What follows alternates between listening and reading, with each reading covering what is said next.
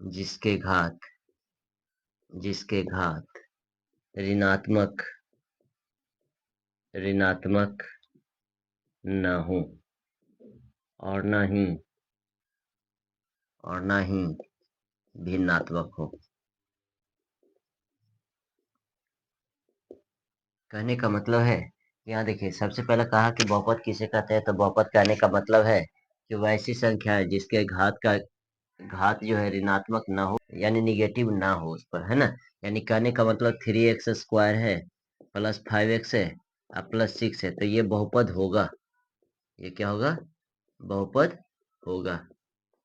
ठीक है, अगर यही कर दे 3x² -2 प्लस 5x और प्लस 6, तो यह बहुपद नहीं होगा, बहुपद नहीं होगा। ठीक है, इस तरह से हो गया। अगर इसी का पावर आ गया, जैसे 3x के पावर 1/2 हो गया, प्लस 5x हो गया, प्लस 6 हो गया, तो ये भी जो है बहुपद नहीं होगा, बहुपद नहीं होगा। यहाँ पर देख रहे हैं कि इसका पावर क्या है? पावर बटा में है। इसका पावर क्या चीज में है? बटा में है, तो इसलिए यह पावर, यह जो है बहुपद नहीं होगा, क्योंकि हम बोले भिन्नात्मक बहुपद नहीं होगा।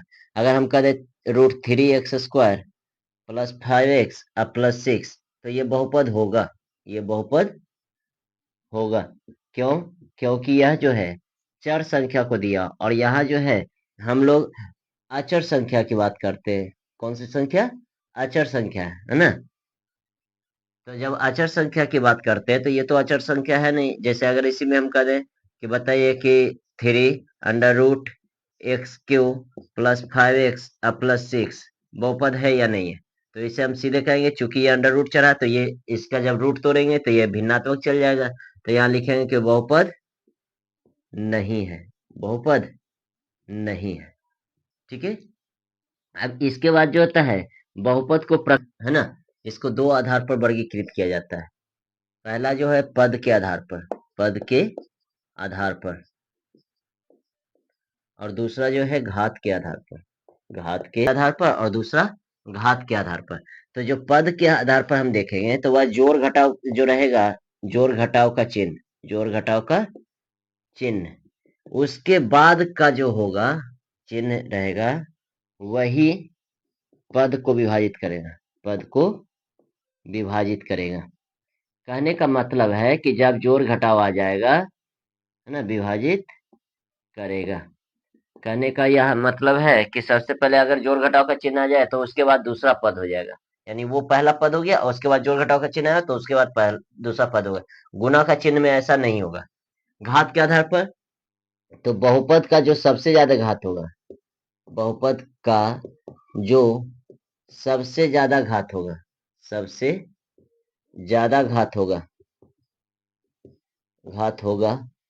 उसी के आधार पर नाम होगा, उसी के आधार पर नाम होगा। कहने का मतलब अगर इसमें चले, तो हम चलते हैं, नाम इसमें देते हैं एक पदी बहुपद, एक पदी बहुपद, द्विपदी बहुपद, द्विपदी बहुपद, त्रिपदी बहुपद,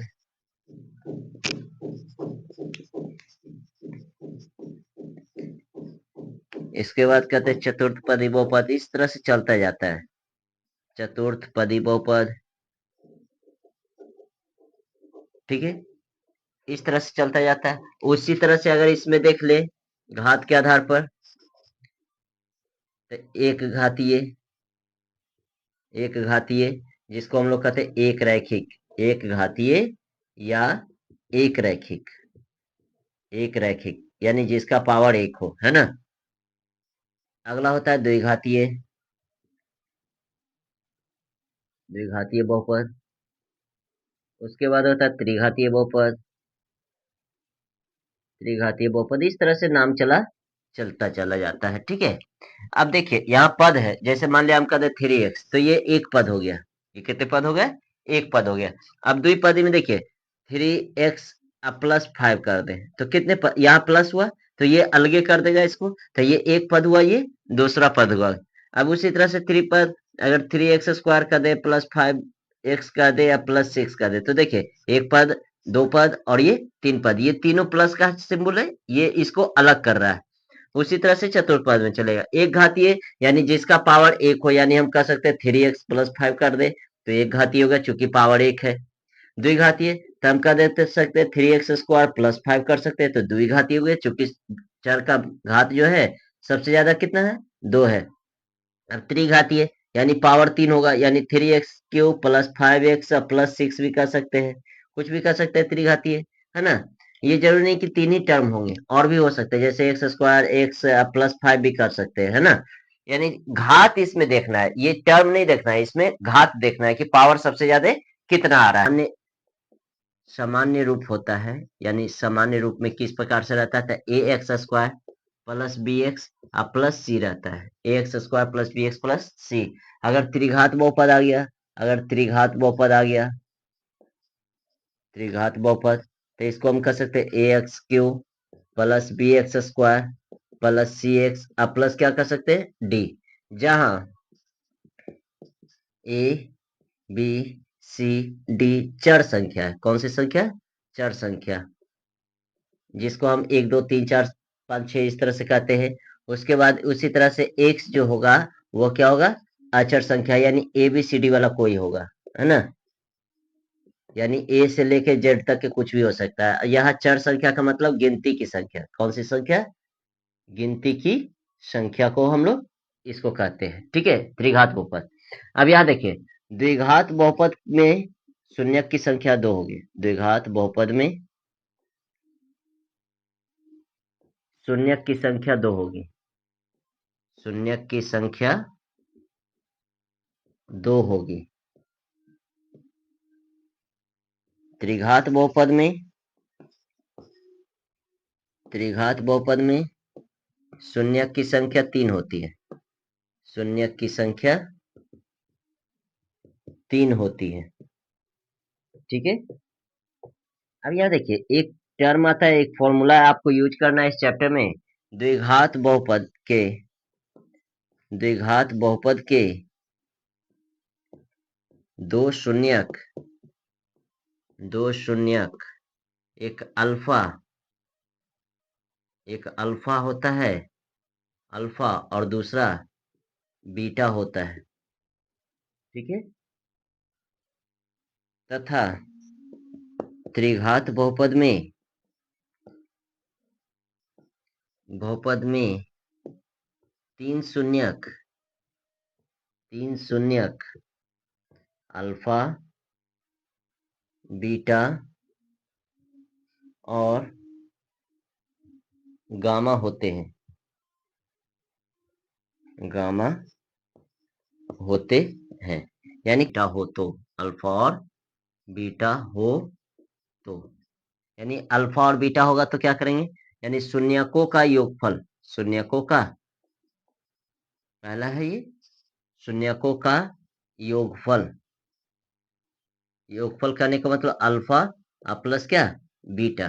तो इसका फॉर्मूला होता है -b/a, -b/a, -b अर्थात क्या, माइनस एक्स का गुणांक, किसका गुणांक, एक्स का गुणांक बटा एक्स का गुणांक होगा।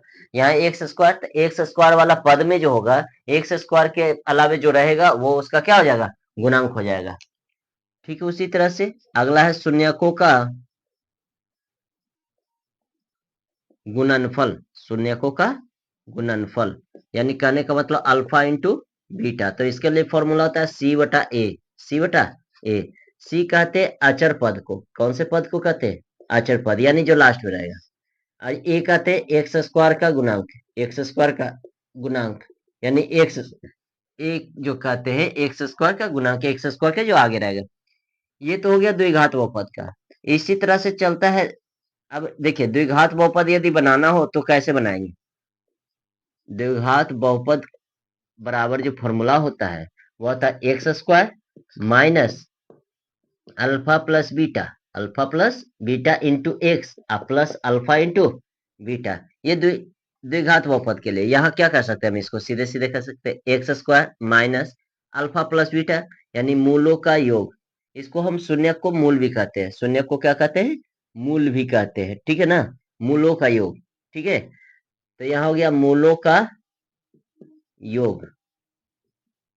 अब यहाँ पर हो गया क्या, इंटू एक्स, अब प्लस अल्फा इंटू बीटा, यानी मूलों का क्या, गुणनफल, मूलों का गुणनफल। इसी तरह से त्रिघात बहुपद में भी चलता है। इसी तरह से किस में चलता है, त्रिघात बहुपद में भी। त्रिघात बहुपद में 3 शून्यक होता है। त्रिघात बहुपद में 3 शून्यक होते हैं। कितने शून्यक होते हैं, 3 शून्यक होते हैं, अल्फा, बीटा और गामा। ठीक है, तो अब पहले आता है पहली बात, शून्यकों का, यानी हम कहते मूल भी कह सकते हैं। शून्यक यानी इसको हम लोग क्या कहते हैं, मूल। ठीक है ना, तो ये हम कह सकते हैं मूलों का योगफल, मूलों का योगफल। योगफल हो गया क्या, अल्फा प्लस बीटा प्लस क्या, gamma. Alpha plus beta plus gamma हो गया। तो यहाँ पर देखिए सबसे पहले इसका होता है क्या, माइनस बी बटा ए, यानी हो जाता है क्या, माइनस एक्स स्क्वायर का गुणांक, एक्स स्क्वायर का गुणांक, अब बटा होता है एक्स क्यूब का गुणांक, यानी ये होता है एक्स क्यूब के आगे वाला। उसी दो दो करके गुणनफल का योग, गुणनफल का योग, यानी कहने का मतलब है कि alpha beta plus beta gamma plus gamma alpha क्या होगा, तो यहाँ पर फॉर्मूला हो जाएगा आपको सी बटा ए, यानी कहने का मतलब सी किसको कहेंगे, तो एक्स स्क्वायर के बाद एक्स आएगा तो एक्स का गुणांक, एक्स का गुणांक, अब बटा हो जाएगा किस चीज का, एक्स क्यू का गुणांक, एक्स क्यू का गुणांक। अब देखिए तीसरा है मूलों का गुणनफल, मूलों का गुणनफल, जिसको हम लोग कह सकते हैं alpha into beta into gamma.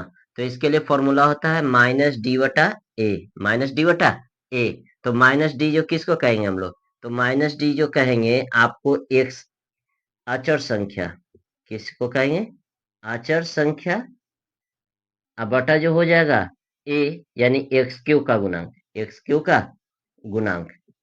इस तरह से हम देख सकते हैं कि त्रिघात बहुपद वाला फॉर्मूला बनेगा x Q minus alpha plus beta plus gamma into x square plus alpha beta beta gamma plus gamma alpha into x, है ना, अब minus alpha into beta into gamma. ये हो गया त्रिघात बहुपद के लिए। ये कौन से बहुपद के लिए हो गया, त्रिघात बहुपद के लिए।